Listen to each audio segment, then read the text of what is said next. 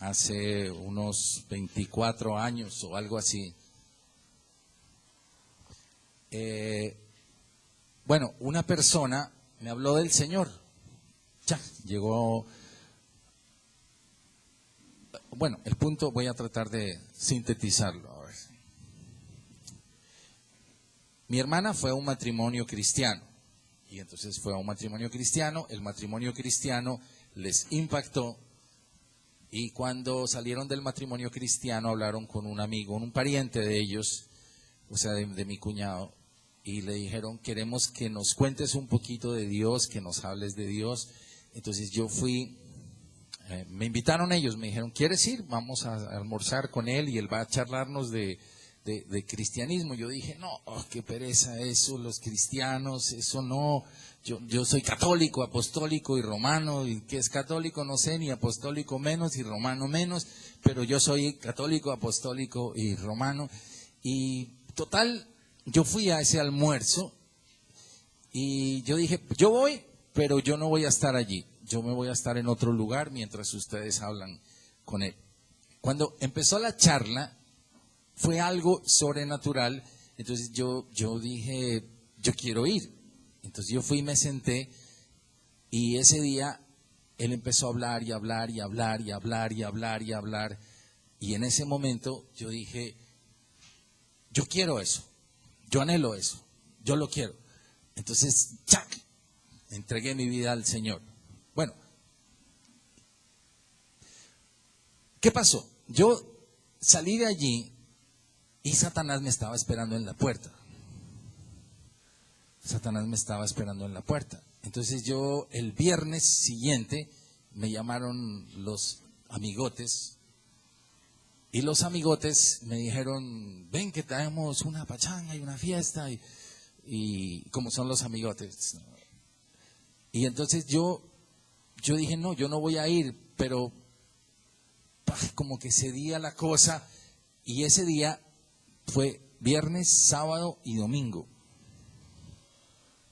Pero yo durante el lunes, martes, miércoles y jueves, yo había estado masticando el tema en mi corazón, y yo había dicho: Señor, yo quiero entregarte mi vida. Ok, cuando yo regresé a mi casa el domingo, todo descompuesto, todo destruido, el Señor, de una manera sobrenatural, utilizó a mi papá. Y él solamente me quedó mirando a los ojos y me dijo: con Dios no juegues. No me dijo nada más. Con Dios no juegues, me dijo. Y yo me fui al cuarto, porque eran mis primeros días de conversión. Yo me fui a mi habitación y me arrodillé. Yo dije: no, esto es para siempre. Porque había un fuego en mi corazón, había una pasión por dentro, y Satanás me la quiso robar. Entonces yo llamé a mi pastor y le dije: ¿me puedes atender? Entonces él me dijo: claro que te puedo atender. Mi pastor, porque uno tiene que saber quién es su pastor. Entonces yo le dije: ¿me puedes atender? Y entonces él me dijo: claro, yo te atiendo. Entonces yo le dije: mira, yo deseo en mi corazón entregarle mi vida al Señor, y yo genuinamente necesito que me quiten esto, que me liberen de esto. Yo quiero cambiar mi vida y quiero para siempre con el Señor. Entonces ese día él oró por mí, me ministraron, seguramente ahí hubo una liberación, y ese día ¡pum!, se acabó todo. Las potestades ahí se cayeron y se acabó. Y por la gracia de Dios, por la gloria de Dios, ese día para mí fue para siempre. A los 15 días me invitaron unos amigos. Y era una reunión que por alguna razón yo no podía, porque yo soy tajante, o sea, ya de ahí para adelante yo dije: no, ya no juego en este lado, ya no juego. Yo ni siquiera en mi casa permito que haya una botella de vino. Es mi posición. Yo no estoy diciendo que si tú te tomas un vino o no te tomas, si te emborrachas está mal. Si te emborrachas está mal. Si tomas whisky y te emborrachas está mal. Es un pecado. Eso lo dice la palabra de Dios. Ahora, si una persona se quiere tomar un vino en en un almuerzo o se quiere tomar una cerveza en un almuerzo. Yo personalmente creería que no, pero eso ya es una posición, sobre eso no puedo ser legalista, ¿ya? Pero a los 8 días o 15 días me invitaron a una reunión, pero yo ya fui distinto, yo ya llegué distinto allá. Entonces, claro, desde ahí empezaron el ataque. El pastor, seguramente me estaban profetizando. Claro que era en ironía, en burla, en burla, decía, el pastor y toda la cosa. Entonces fue algo sobrenatural. Yo ya había cortado en mi espíritu eso, en mi espíritu. Entonces yo les serví el whisky y les dije, yo esto no vuelvo a tomar nunca. Y entonces empecé a verlos a todos y yo dije, esto es absurdo. Porque tú después de que estás afuera y ves a un borracho, es ridículo. Porque yo te amo y un poco de cosas y dichos y cosas que uno dice, o saca lo que tiene dentro y no es entonces la otra persona, o no puede sacar lo que quisiera ser y necesita licor para poder ser. Pero bueno, hoy no voy a hablar del licor, sino estoy hablando de el punto que Dios me dijo a mí al principio me dijo, no juegues conmigo. Me lo mandó a decir con mi papá. Él ni siquiera sabía, sino mi papá me había escuchado a mí hablar lunes, hablar martes, hablar miércoles, hablar jueves, de que yo quería entregarle mi vida a Cristo y que yo había tenido un encuentro con Cristo y me vio llegar el domingo borracho y entonces él me señaló y me dijo, no juegues con Dios. Pero no era él, era Dios hablando conmigo y diciéndome, conmigo no vayas a jugar, conmigo no juegues, porque no es sabio jugar conmigo. Entonces eso a mí me cambió la vida y yo dije, está bien. Ahora, yo no soy un hombre perfecto, nadie es un hombre perfecto, pero una cosa es no ser perfecto y tener temor de Dios. Una cosa es que yo cometa errores y tenga temor de Dios y le diga, Señor, yo me equivoqué con Alejo, te pido que me perdones, ayúdame a restaurar eso. Señor, me equivoqué en la iglesia, Señor, me equivoqué aquí, Señor, me equivoqué en este lugar, pero hay un temor de Dios. Otra cosa es que yo juegue con Dios, porque dice que el que practica el pecado en el libro de Primera de Juan no es cristiano. Entonces ahí hay una gran diferencia entre jugar con Dios y no jugar. Entonces el Señor esta semana a mí por alguna razón en particular me inquietó con esta prédica y la quiero compartir con ustedes, porque en mi corazón yo tengo claro que uno como pastor puede bendecir financieramente. Yo tengo claro eso. Uno puede bendecir, puede desatar bendición de prosperidad y todo. No uno, sino digamos la unción de Dios. Pero vuelvo e insisto lo que dije en el tiempo de los diezmos. O sea, ¿de qué sirve dinero si no te trae la felicidad de Dios? No sirve. Entonces es preferible, como la arena, cuando se la va colando, se la va puliendo, es preferible que uno espere un poco y uno pueda decir, yo prefiero tener más bendición, pero cuando mi corazón esté más limpio, porque yo sé para dónde voy con ese dinero. Amén.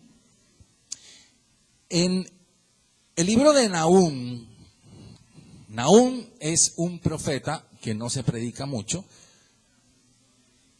Es uno de los 12 profetas menores. Lo van a encontrar en su Biblia después de Miqueas. Algunos dirán, ¿y quién es Miqueas? El que está después de Jonás. Algunos dirán, ¿quién es Jonás? El que está después de Abdías. ¿Y quién es Abdías? Pero tú te encuentras con un personaje muy lindo que se llama Nahum. Y Nahum es un profeta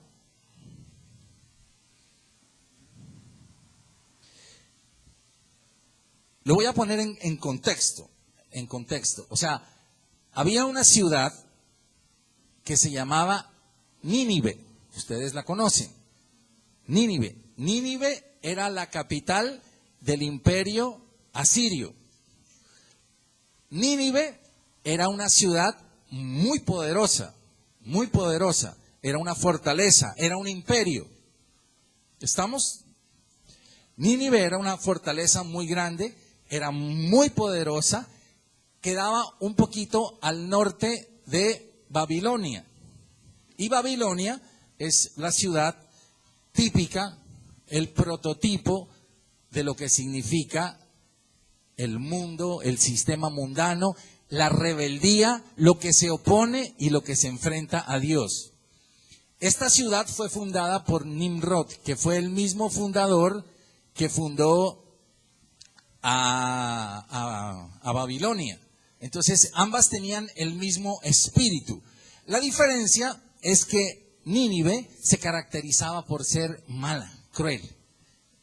Entonces, así hay personas, digamos, la otra era la rebeldía contra Dios, la otra era la ciudad mala, la ciudad cruel, la ciudad que quería hacer daño, la ciudad que había fastidiado permanentemente al pueblo de Dios. Eso era Nínive. Ahora, como Dios es un Dios de misericordia, primero que todo,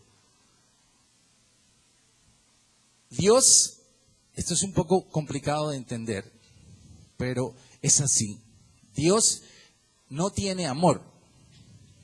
Dios en esencia es amor.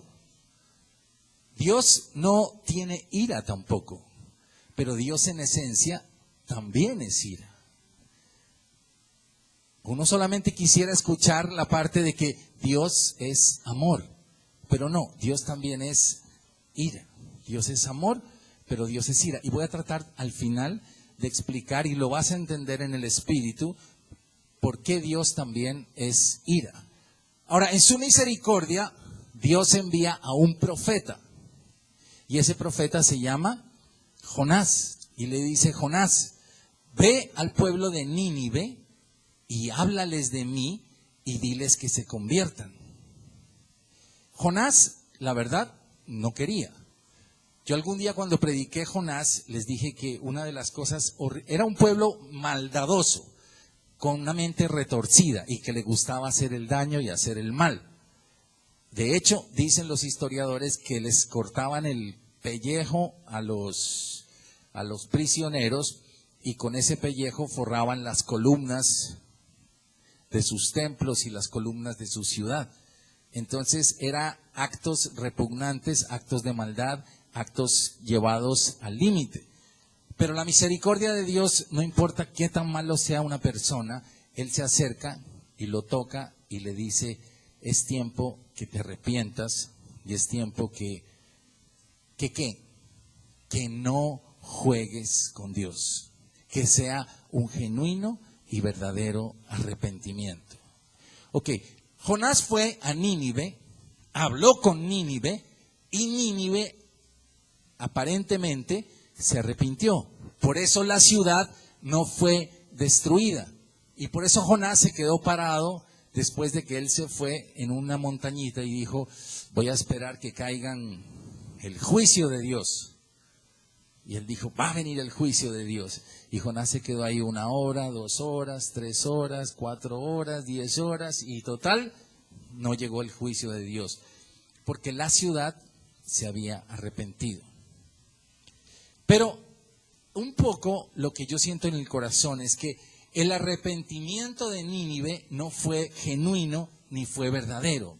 Era mentira. Simplemente se arrepintió. Y pasa mucho en muchas personas que manifiestan un arrepentimiento, pero solamente cuando uno tiene ese encuentro poderoso con Dios es cuando uno puede decir: Señor, yo no quiero nunca más volver de donde tú me sacaste. Amén. Eso es lo que pasó allí.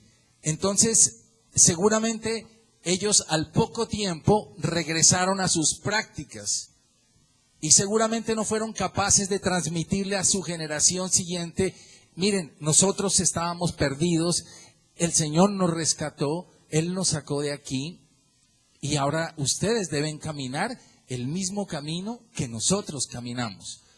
Pero ¿qué pasó? Al poco tiempo, en este caso, no importa, para efectos históricos, fueron, si no estoy mal, 150 años. Algunos historiadores dicen que fueron 100, bueno, 100 o 150, pero lo voy a trasladar al terreno personal, lo voy a trasladar a ti.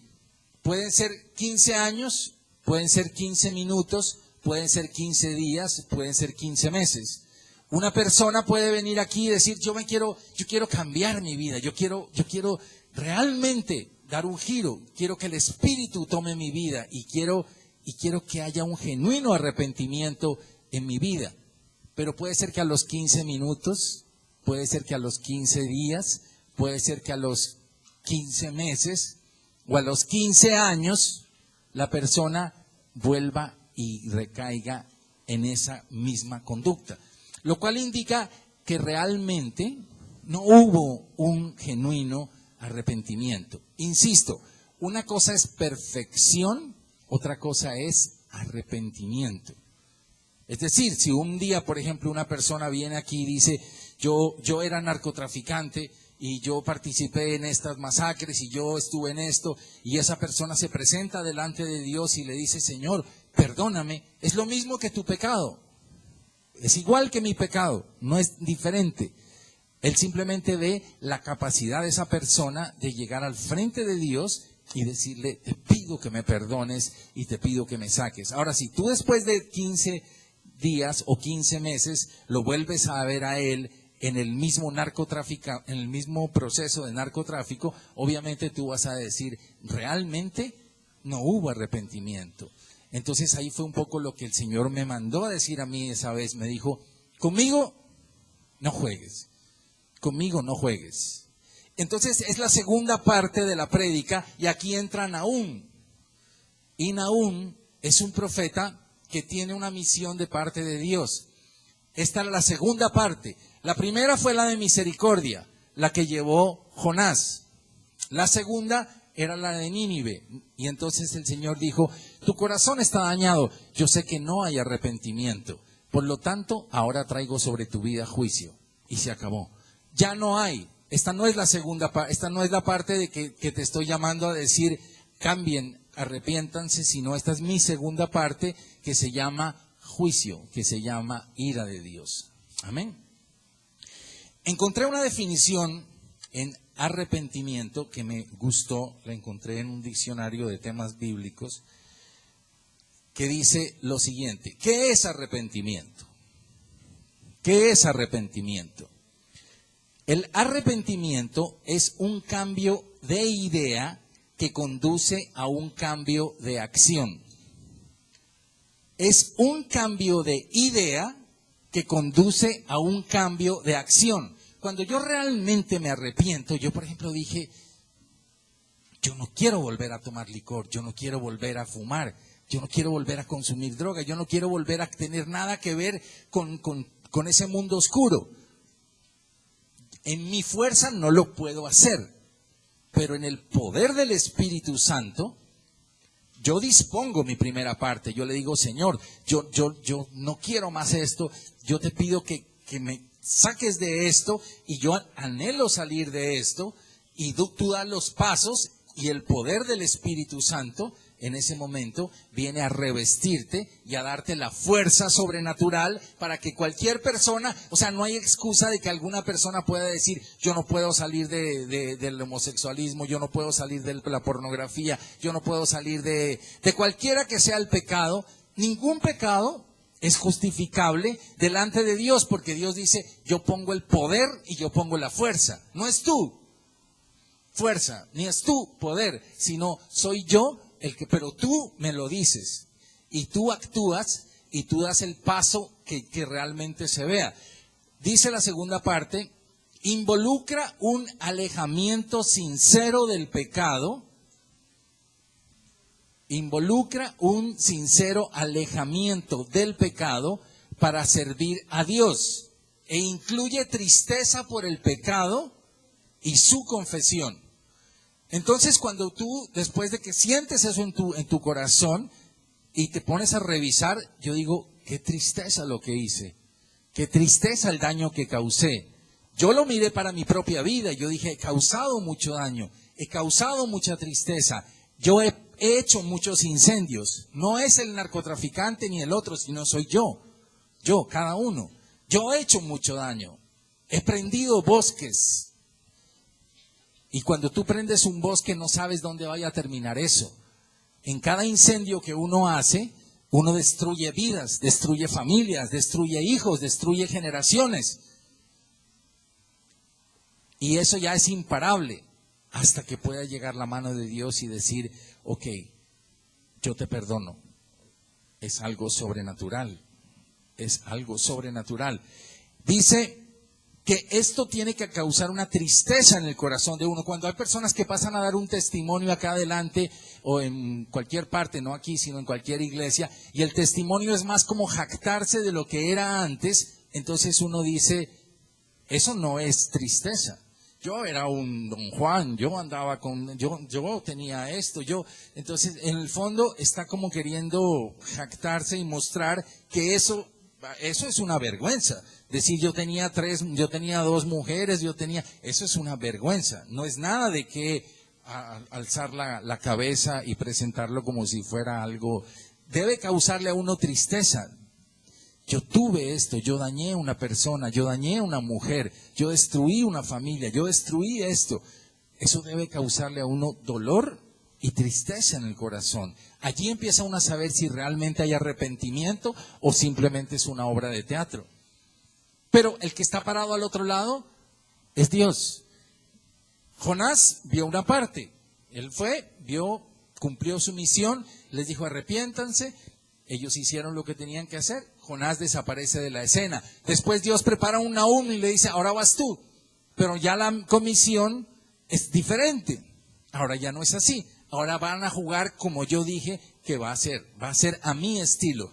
Y dice aquí que en el arrepentimiento debe haber tristeza, debe haber confesión y restitución. Restitución. Si no, no hay arrepentimientos. La restitución implica, por ejemplo, una persona que haya sido destructora, por decir un ejemplo, con un hijo. Yo lo dañé, yo estuve ausente, por decir un ejemplo. Entonces, ahora dice, me duele, lo siento en mi corazón. ¿Cuál es la restitución? La restitución es, ahora vas a ver mi amor. Vas a ver cómo yo me pego a ti, cómo yo restituyo el tiempo. Y esa restitución va a ser sobrenatural, porque va a ser guiada por Dios. Entonces Dios va a hacer que ese proceso de restitución sea muy bendecido. Una persona que haya robado a otra persona, tiene que restituirle, decirle, yo te robé a ti, te pido perdón y te restituyo. En el libro de Lucas 19:8, vamos a ir un segundito así a toda, o si me lo colocan acá, ok, aquí van volando, mire, estas niñas son de la tecnología. Dice, entonces Zaqueo, puesto en pie, dijo al Señor, he aquí, la mitad de mis bienes doy a los pobres, y si en algo he defraudado a alguno, se lo devuelvo cuadruplicado. Entonces, si tú le robaste a una persona, no es simplemente, ay, te pido perdón, no. Restitúyele. Si está en tus posibilidades, tú tienes que ir y decirle, yo te robé a ti y me duele lo que hice, te pido perdón por lo que te hice y 4 veces te devuelvo lo que yo te robé a ti. Entonces tú dices, allí se ve que hay un genuino arrepentimiento. Este hombre se arrepintió genuinamente. Él tuvo un encuentro con el Señor, lo vio pasar al Señor y le dijo, Zaqueo, bájate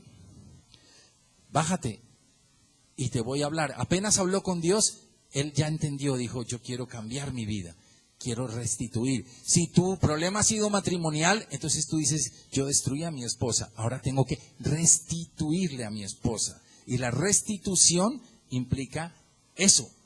Actos donde tú dañaste, restituyes, pero la ventaja de la restitución es que va a ir acompañada por el poder de Dios. Entonces, cuando Dios te dice restituye, Él te va a dar los recursos, te va a dar la herramienta y te va a dar lo que necesites para que lo puedas hacer.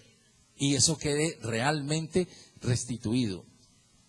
Papás que nunca hablaron con sus hijos y se odiaron, y cuando viene un proceso genuino de restauración y y realmente ese papá, ese hijo se encuentran y dicen, te pido perdón, y quieren hacer un proceso serio de restitución, Dios convierte esa relación en la mejor relación.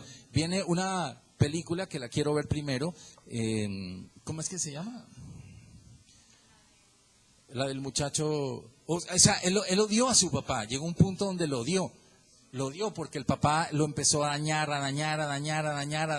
y llega a un punto donde dice, yo no quiero nada con mi papá, lo odio a este tipo.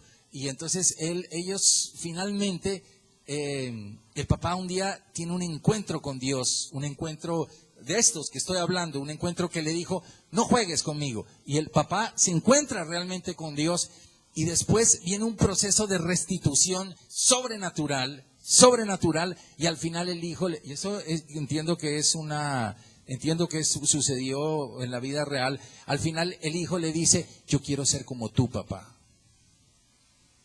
Después de que odiaba a su papá y dijo, este tipo es un tipo que me ha hecho daño, al final viene el proceso de restitución y Dios eso lo convierte en bendición. Y entonces al final el hijo le dice, yo quiero ser como tu papá. Y entonces, claro, pues allí se desbarata el papá, se desbarata el hijo, se desbarata Satanás, se desbarata el pecado. Amén. Entonces, eso es un genuino proceso de restitución. Es un proceso de arrepentimiento. Un arrepentimiento es entonces donde hay tristeza. Uno tiene que sentir dolor, uno tiene que decir, yo dañé, no otra persona, no fue la culpa de Dios, porque Adán no se arrepintió. Adán dijo, no, la culpa fue de mi esposa. Si tú me hubieras dado otra esposa, las cosas hubieran sido diferentes. Pero mira lo que me diste. Por eso actué así. Entonces Adán le dijo, el Señor le dice, salte de aquí, salte de mi jardín. Él allí hubiera podido parar todo. Allí hubiera podido decirle, Señor, perdóname, yo me equivoqué. Como esposo, como papá, yo me equivoqué. Pero no, él se excusó, que la esposa, que fue, que esto, que lo otro. Y la esposa dijo, no, la culebra fue la mala, que mira, que ella fue la que me pasó. Y nadie quiso asumir su responsabilidad. Entonces les dijo, ¿saben qué? Sálganse de aquí. Sálganse de mi cobertura, no los quiero ver más. Eso es lo que uno debería tener temor de Dios, de decir, yo no quisiera que el Señor me diga, sálgase de aquí.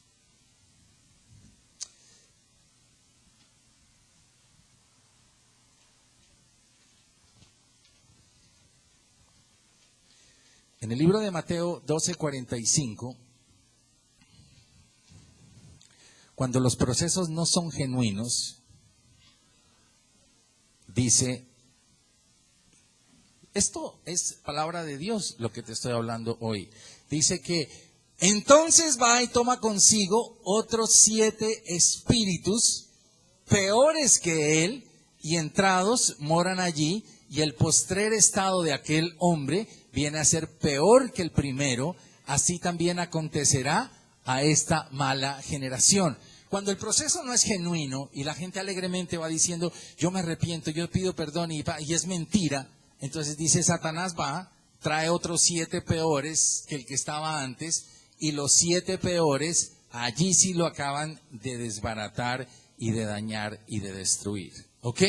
Ahora, en el libro de Nahum, ahora sí vamos a empezar a predicar en Nahum, dice, el versículo número 2 dice,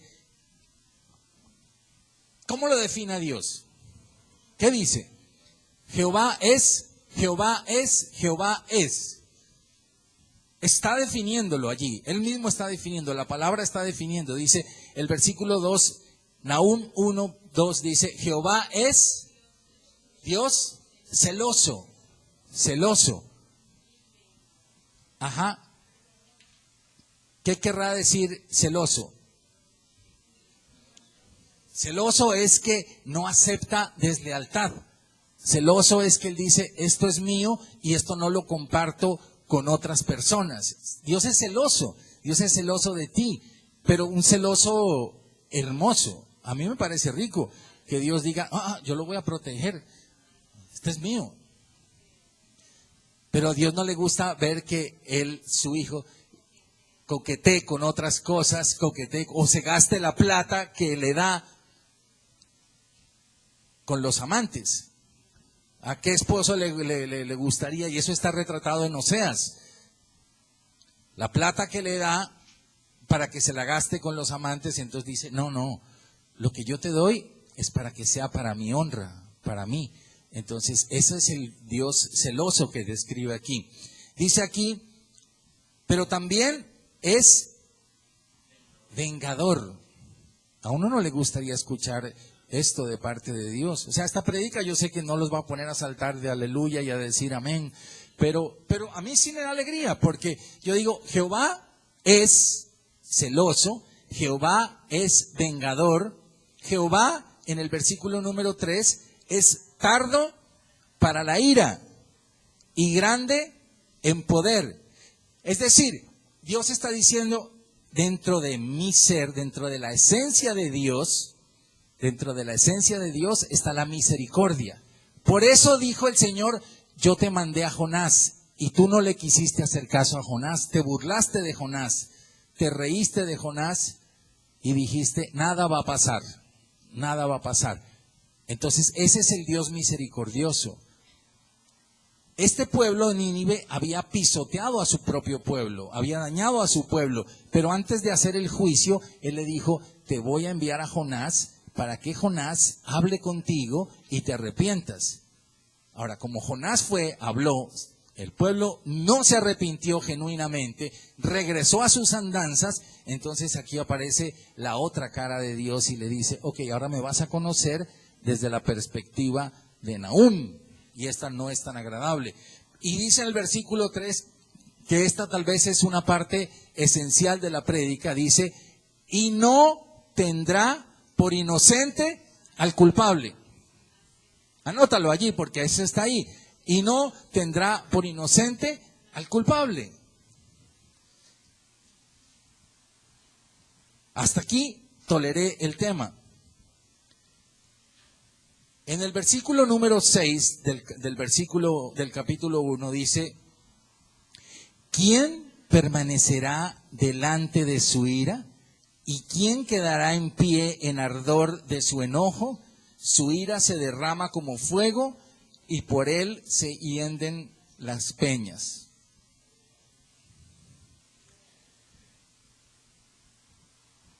El versículo 11 dice, de ti salió el que imaginó mal contra Jehová, un consejero perverso.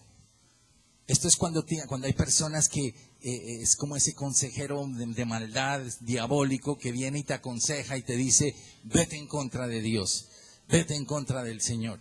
Ataca y ellos habían atacado al pueblo de Dios, le habían robado al pueblo de Dios, y aquí ya la misericordia de Dios le llegó a un límite y dijo, hasta aquí llegó. Ahora, en el versículo número 15, el Señor le dice, te tengo buenas nuevas. ¿A quién le dice eso? A su propio pueblo. Ese versículo es para el pueblo. Les dice, les tengo buenas nuevas. Nunca más volverá a pasar por ti el malvado. Pereció del todo. ¿Ok? En el capítulo número 2, Dios utiliza una figura, pues por decirlo de alguna manera, una figura literaria como de sátira, como de burla. Ellos tenían 1500 torres de defensa. Era un ejército poderoso, un ejército muy bien organizado, temible. Y tenían 1500 torres y cada torre de 60 metros. O sea que esa región era impenetrable militarmente. No podía ningún imperio entrar allá porque ellos estaban perfectamente resguardados. Alrededor de ellos venían 2 ríos, el Tigris y otros 2 ríos que no aparecen, que le daban a ellos como una cobertura natural para que no fuera penetrable por ese lado de militarmente, ¿ya? Había una región que se llamaba Tebas en Egipto, que era la región más fértil y más poderosa. Ellos, los asirios, habían ido a Tebas, que era impenetrable, y la destruyeron. Por eso lo menciona aquí en el libro. Entonces dice, así como ustedes destruyeron a Tebas, así como ustedes eran tan fuertes y fueron y destruyeron a Tebas, ahora así los voy a destruir yo. Y lo que es tu fortaleza se va a convertir en tu debilidad. Lo que es tu fortaleza se va a convertir en tu debilidad. El río que era la fortaleza fue lo que los enemigos usaron, levantaron un dique y ese dique entró, golpeó, inundó toda la región y les destruyó la entrada y la fortaleza que ellos tenían. Entonces, en el capítulo número 2, empieza Dios como a burlarse de ellos y le dice, oye, guarda la fortaleza, vigila el camino, cíñete los lomos, refuerza mucho tu poder. ¡Wow! Prepárate para la batalla, le dice, porque ya voy a llegar, yo te voy a destruir, pero prepárate porque tú eres muy fuerte. Tú tienes muchas torres, tú tienes mucha fuerza, tú eres malo y miedoso. Entonces el Señor dice, ya voy para allá. En el versículo número 6 le dice, las puertas de los ríos se abrirán y el palacio será destruido. La reina será cautiva.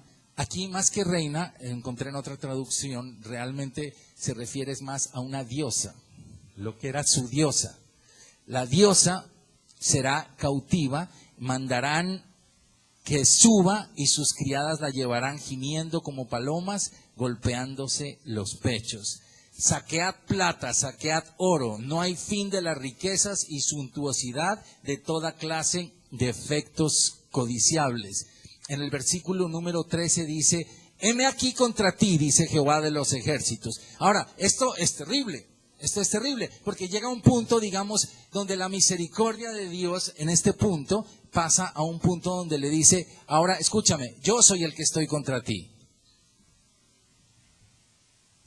¿Qué puede hacer una persona allí? He aquí, yo estoy contra ti. Encenderé y reduciré a humo tus carros, y espada devorará tus leoncillos, y cortaré de la tierra tu robo, y nunca más se oirá la voz de tus mensajeros. Ellos se habían llenado de tesoros que habían robado, les habían robado al propio pueblo de Israel. Y el Señor les dice, ahora yo voy a entrar y te voy a saquear, y te voy a avergonzar, y vas a ver quién soy yo. En el versículo número 6 del capítulo 3, ahora, en el versículo 1 del 3, le dice tres cosas, le dice. Porque eres sanguinario, o sea, malo. Porque eres mentiroso. Y porque eres ladrón. Por esas tres cosas. Eres sanguinario, eres mentiroso y eres ladrón. Por esas tres cosas voy a entrar en juicio contra ti. Y en el versículo número 6 le dice, te echaré y echaré sobre ti inmundicias y te afrentaré y te pondré como estiércol.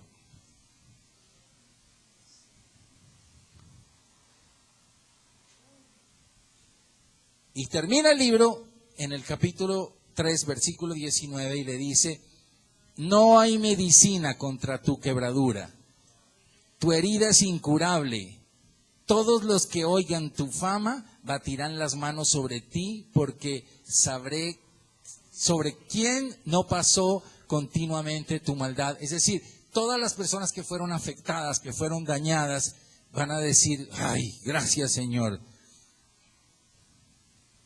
dañaste a este que era un daño para el pueblo tuyo, Señor. Entonces, un poco quiero hacer una síntesis. Sé que esta prédica pues no es de mucha alegría ni de mucha felicidad, pero el Señor me habló al corazón y me dijo, esto me lo puso, yo llevo como 10 días, dele, y Nahum. ¿Por qué? Porque la iglesia del Señor tiene que ser limpia. La iglesia del Señor tiene que ser genuinamente transparente. Y tú ves en los casos de la iglesia, pues muchas cosas que no son ciertas, que no son verdad, que no son genuino arrepentimiento. Y el Señor lo que hoy quiere traer sobre la iglesia es una palabra clara de advertencia, ¿sí? Porque esto no, la iglesia cristiana no es, bueno, esta mañana, por ejemplo, el tiempo de la alabanza fue muy lindo. O sea, yo me gocé el tiempo desde que empezamos la primera parte, fue tan bonito ver toda la gente, toda la iglesia adorando. O sea, fue algo como de visita del Espíritu Santo. Y cuando el Espíritu visita, Él no quiere encontrar en medio de la iglesia, digamos, inmundicia. Porque Dios es celoso y no tendrá por inocente al culpable. Entonces el Señor está diciendo en esta mañana, o sea, yo estoy llamando al orden a la iglesia. Y primero mando a un Jonás. Siempre manda a un Jonás. Siempre Él dice, voy a visitar y te voy a decir, deja ya tu maldad. Allí viene el proceso de arrepentimiento.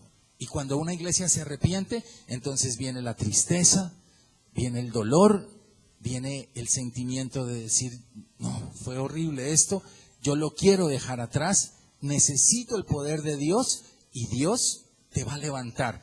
Y cuando Dios te levanta después del arrepentimiento genuino, lo que hace contigo es algo sobrenatural, es algo muy grande.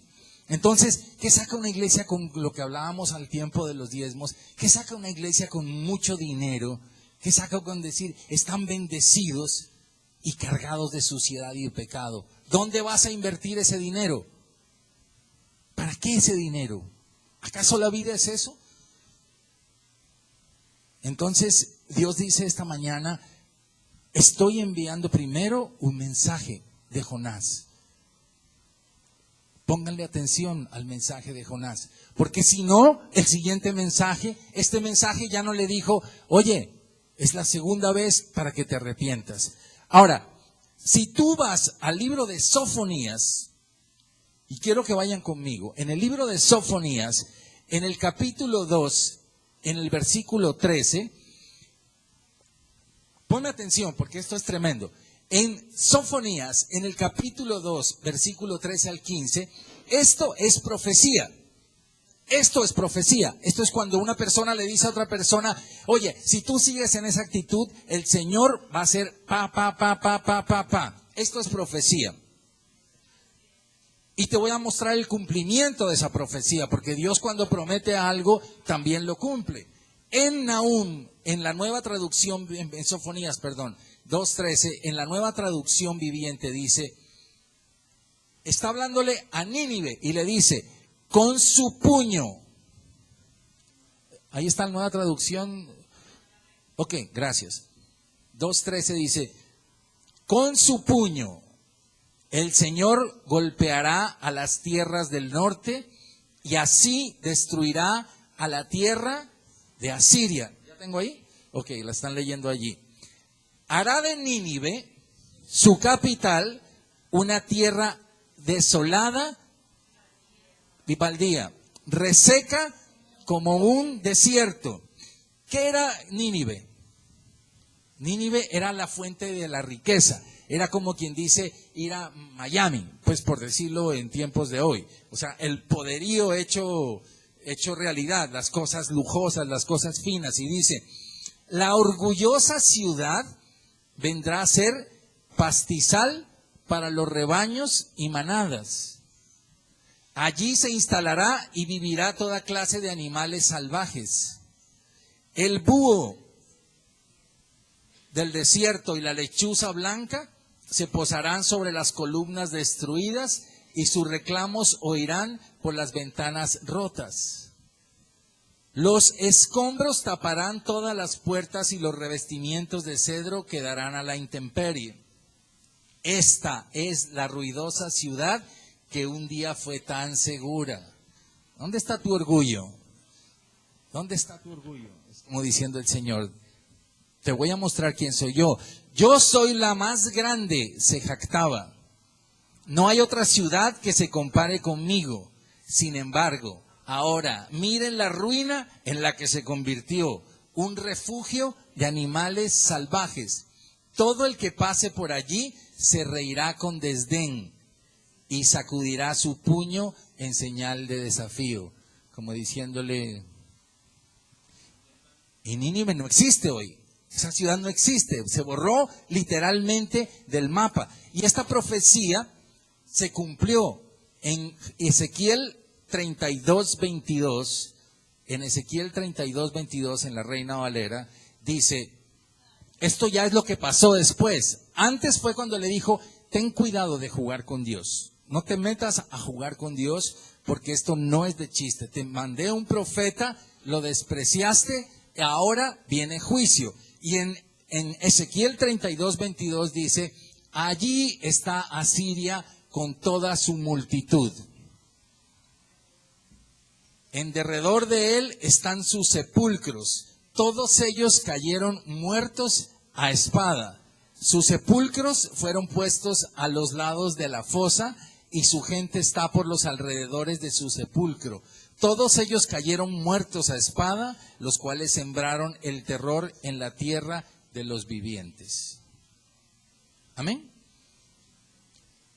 No quiero con esta prédica generarte miedo, pero sí quiero con esta prédica generarte el genuino y santo temor de Dios. Porque el temor de Dios es diferente al terror. Pero el temor de Dios es, primero que todo, Dios dice, yo soy todo misericordia. ¿Por qué es todo misericordia? Te voy a explicar esto que para mí fue el Señor el que me lo puso en mi corazón. Me dijo, toda la ira no quedó sin pago. Toda la ira de tu pecado, o sea, todo lo que tú has hecho, el daño que tú has hecho, eso no se quedó sin pago, sino toda esa ira fue puesta sobre Jesucristo. Él se la puso a su Hijo. Eso no quedó así simplemente, bueno, ok, olvidémonos del asunto. No, cuando uno le dice, Señor, perdóname, todo eso le fue cargado a alguien. Alguien tenía que pagar esa cuenta, no es gratis. Entonces el Señor dice, esta culpa se la cargo toda a mi Hijo. Por eso, cuando uno dice, entonces Él se llevó lo que me tocaba pagar a mí, sí. Él fue un momento dado el que recibió todo y fue juzgado como prostituta, como violador, como homosexual, como lo que sea, como cualquier cosa, lo que fuiste tú y lo que fui yo. El daño que tú hiciste y el daño que yo hice, el daño terrible que hicimos, fue cargado sobre Él. Entonces Él dice, mi ira fue puesta toda sobre mi Hijo. Toda. Para que tú puedas levantarte y decir, gracias Señor. A mí me da tristeza y vergüenza de lo que era antes. Y le digo, gracias Señor que me regeneraste, me volviste una nueva persona.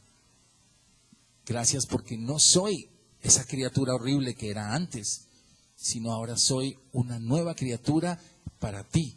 Pero alguien la pagó, esa ira.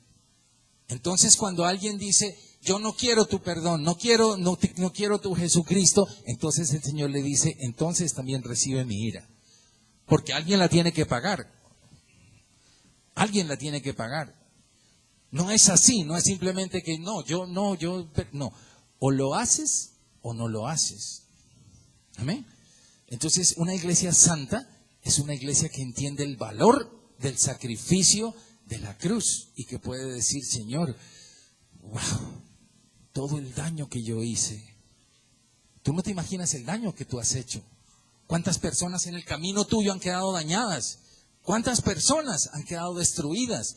¿Cuántas personas tienen hoy en día complejos, sentimientos, culpas, dolores, tristezas, muerte, abortos, cosas? Eso no es gratis. Y el Señor dice, si tú te acoges acá, entonces eso es cargado a mi Hijo.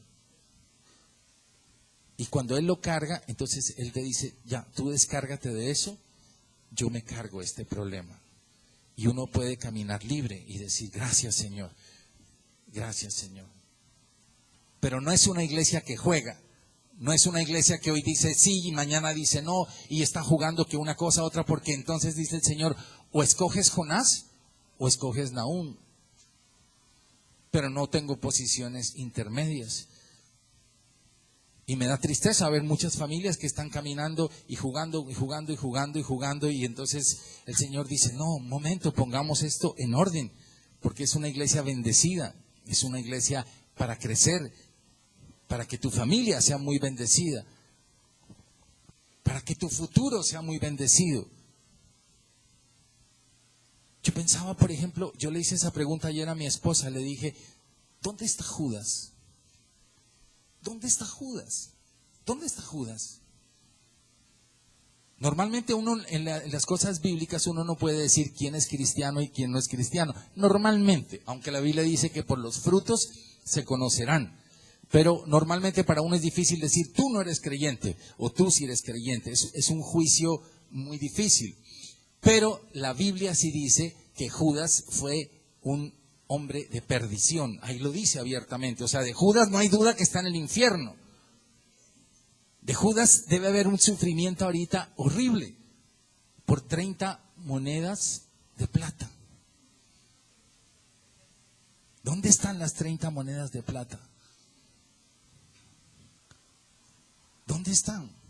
¿Valió la pena la eternidad completa separado de Dios? Ahora, dice la palabra de Dios que Él los mandó de 2 en 2 a los pueblos a predicar. ¿Quién fue en parte de ese equipo de predicación? Si eran los 12. Fue Judas. O sea que Judas se sentaba en la iglesia. Judas estaba en el equipo. No fue una falla del Señor. Eso lo dijimos el otro día. No fue que falló la doctrina del Señor. No es un problema del pastor. No es un problema del pastor, es un problema de Judas. Judas tenía el corazón dañado. Judas tenía el corazón torcido. Y Judas dijo, yo de todas maneras voy a predicar, voy a estar allá, me voy a sentar. Estuvo en la cena. Estuvo en la cena con él. Allí era el momento de haberle dicho, Señor, perdóname, yo te vendí. Pero él dijo, aquí comemos, aquí participamos de la cena, pero mi corazón está dañado. Y después termina reventado y dice que se trató de ahorcar y se reventó la horca y cayó y se reventó y quedó ahí desparramado en un lugar. Ese es el final del pecado. Esa es la paga del pecado. Y también te lo dije el otro día, cuando fue donde sus amigotes les dijo, miren, yo vendí al maestro, y ellos le dijeron, problema es tuyo. Bueno, Satanás no te va a, después que has hecho el daño y va a regresar a decirle, miren, estoy en problemado, tengo esto. De malas, viejo. Es tu problema. Así te va a pagar Satanás.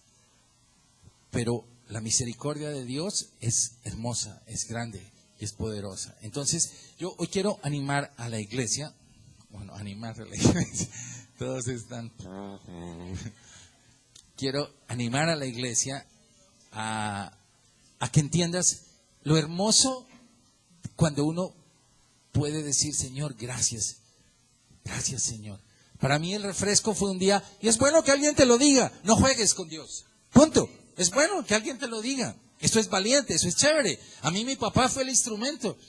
Yo llegué medio mareado y toda la casa, y mi papá se levanta y me dice, no juegues con Dios. Y eso a mí me marcó. No fue mi papá, sino yo lo entendí. Yo entendí, dijo, Dios te manda a decir, conmigo no juegues. Conmigo no juegues. Ahora, yo te digo una cosa, y te lo digo con mi corazón. Ayer lo hablé con Ricardo. Yo hoy, lo único que tengo es gratitud para Dios. Valió la pena no haber jugado con Dios. Valió la pena no haber jugado con Dios. Hoy por la gracia de Dios, sola por la gracia de Dios, no por ningún esfuerzo mío ni por un logro mío, lo único que tengo es gratitud de la esposa que me dio, de los hijos que me regaló, de la iglesia que me dio, de lo que me ha entregado Dios por su misericordia y por su gracia. y nada más. Lo que está en juego son tus generaciones, son tus hijos. Lo que está en juego es el futuro. Lo que está en juego es muy grande. Las 35 monedas de plata, como el Señor dice, estiércol van a ser. Estiércol van a ser. Si tu vida la vendes por 30 monedas de plata, tarde o temprano vas a ver que eso en tus manos es estiércol y vas a decir, no valió la pena, no valió la pena. Pero si tú le crees a Dios y si tú escuchas la voz del profeta y el profeta dice, el que realmente quiera arrepentirse, arrepiéntase de corazón y camine conmigo, entonces con el tiempo tú vas a decir, ¿cómo valió la pena? ¿Cómo valió la pena haberle servido al Señor? ¿Cómo ha sido de bendecido todo? Y tú puede que un día estés en una crisis económica, pero dices, pero estoy feliz. Vale la pena. Vale la pena. Una crisis económica a mí no me va a desbaratar, porque sé en quién he creído. Y tal vez una crisis económica lo que va a hacer es enseñarte cosas. Y como decía esta mañana una amiga profeta, decía, los va a destilar allí y va a sacar el aceite más puro y más fino de tu vida, lo va a sacar en medio de un problema. Si tú le sirves al Señor con integridad, si le sirves con amor y si genuinamente tú dices, yo no quiero más esto, yo ya no quiero más esto. Yo no por el miedo de enfrentarse con Dios, porque sí daría miedo enfrentarse con Dios, pero el profeta primero fue un profeta de amor, fue y les dijo, arrepiéntanse, arrepiéntanse, pueblo de Nínive. Ese era el mensaje que enviaba el profeta. Entonces, pongámonos de pie por un segundo. Y yo también quiero animar a la iglesia porque hay muchas familias que no están hoy aquí y que este mensaje tienen que escucharlo. Tienen que escucharlo. Porque quizá tú estás hoy aquí porque estás dando pasos de arrepentimiento genuino. Pero hay muchas familias y muchas personas que sé que son de la iglesia y están caminando jugando con Dios. Están jugando con Dios. Y hoy el Señor les manda a decir, no, conmigo no juegues. No te va a ir bien. No creas. Parece que te está saliendo bien todo. Crees que te está saliendo bien todo. Pero ten la seguridad que llegará un momento en que todo será cobrado y devolverás lo que tengas que devolver. Y robarle a un hijo de Dios es absurdo. Robarle al pueblo de Dios es absurdo. Es absurdo. Este pueblo sirio, el Señor le dijo, lo que le robaste, todo te lo voy a quitar. Y los búhos se van a reír de ti cuando vean. Ese es un escenario final duro y triste. Pero hoy vamos a cantar de alegría porque vamos a decirle, Señor, yo no juego con Dios. Yo no juego con Dios. Yo no juego con Dios. Bájame un poquitín. Yo no juego con Dios. Cada uno de nosotros, cada uno de nosotros está puesto en un lugar estratégico hoy. Tú puedes ser papá, tú puedes ser hijo, tú puedes ser esposo, tú puedes ser esposa. Cada uno tiene primero una posición. Y la primera posición estratégica es tu familia. Esa es la primera posición estratégica. Antes que pensar, yo estoy en un lugar estratégico, yo trabajo aquí en la iglesia, no. Yo primero tengo que pensar, yo tengo una primera posición estratégica y mi primera posición estratégica es mi familia. Es mi familia. Es mi familia. Y el Señor dice, ok, si tú le crees a Dios, lo que Dios va a abrir para tu familia, para tu vida, va a ser tan grande que tú mismo no vas a poder entenderlo. No lo puedes entender. Yo te puedo dar fe de esto.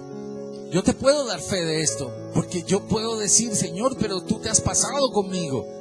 Tú te has sobrepasado conmigo. Pero el Señor dice, esa es mi misericordia. Tú no lo mereces, pero eso se llama misericordia. Yo te doy lo que tú no te mereces. Eso se llama misericordia. Y la gracia es que precisamente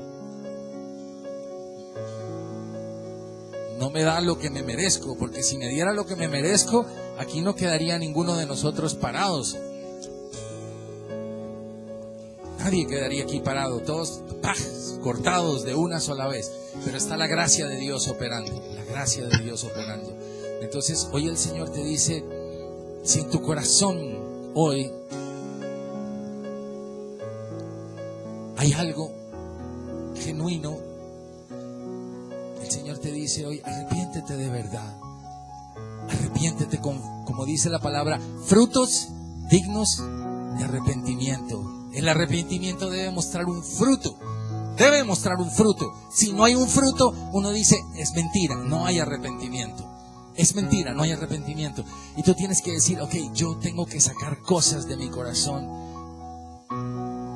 Yo quiero ser sensible a la voz del profeta. Y si el profeta dice arrepiéntanse, arrepiéntanse. Porque no es el profeta, sino es la palabra que viene de parte de Dios, diciendo arrepiéntete genuinamente. Abre tu corazón genuinamente.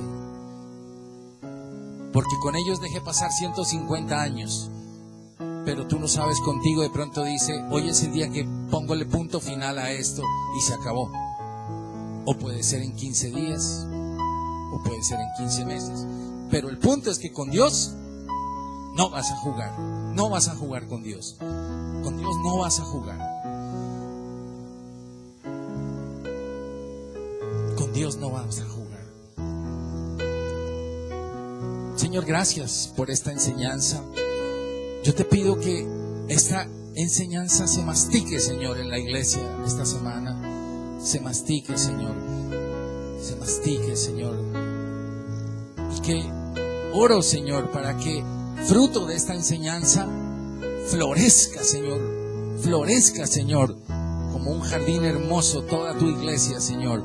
Flores hermosas, Señor. Familias florecidas, hermosas, Señor. Familias que dicen, sí, yo ya no quiero más, ya no soporto más esto. Y sacan basura, Señor, y sacan basura en el nombre de Jesús. Haz lo que Dios te dice que hagas. Hazlo. Porque tú, en el tiempo, te vas a dar cuenta que valió la pena haberle servido al Señor con pureza, con integridad. En medio de nuestros errores, en medio de nuestros defectos. Pero el Señor te dice, si tú te arrepentiste de eso, ahora solamente extiende tus manos y mira el río que voy a voltear sobre tu vida para que restituyas lo que tengas que restituir. Y si dañaste a tu hijo, si dañaste a tu hija, el Señor te dice, ahora vas a ver lo que yo voy a hacer si tú te arrepientes. Vas a ver lo que voy a hacer.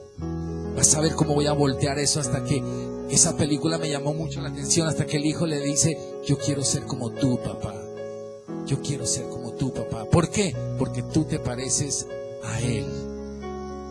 Él lo pudo ver a su papá transformado, tocado por el poder de Dios. Valió la pena haber tomado la decisión.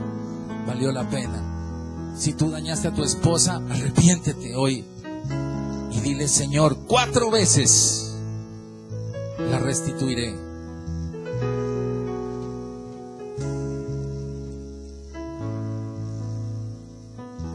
Lo que Dios te diga que tienes que hacer hoy, hazlo con amor. Porque cuando tú le crees a Dios,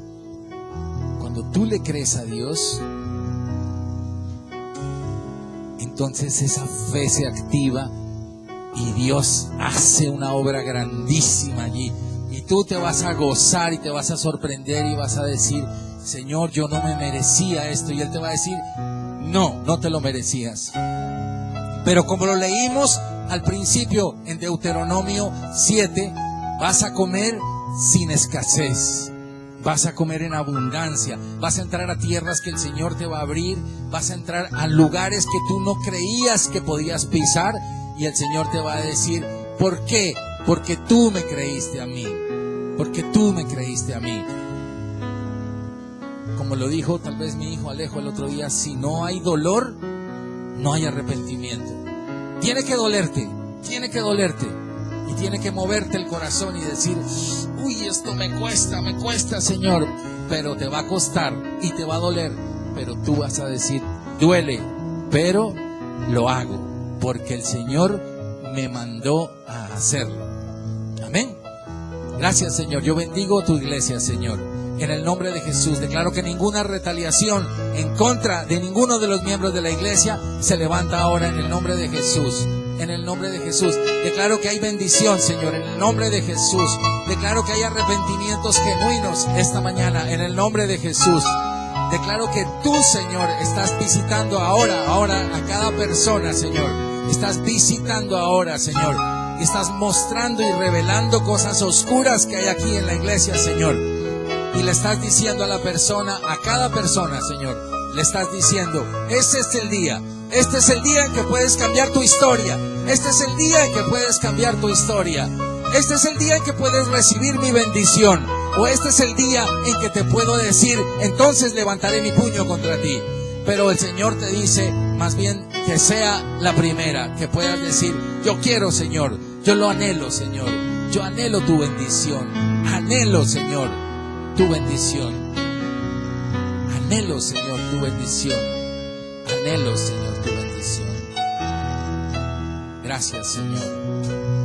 En el nombre de Jesús. Amén. Amén. Los bendigo. Disfruten, gócense esta tarde. ¿Qué más tenemos? Allá.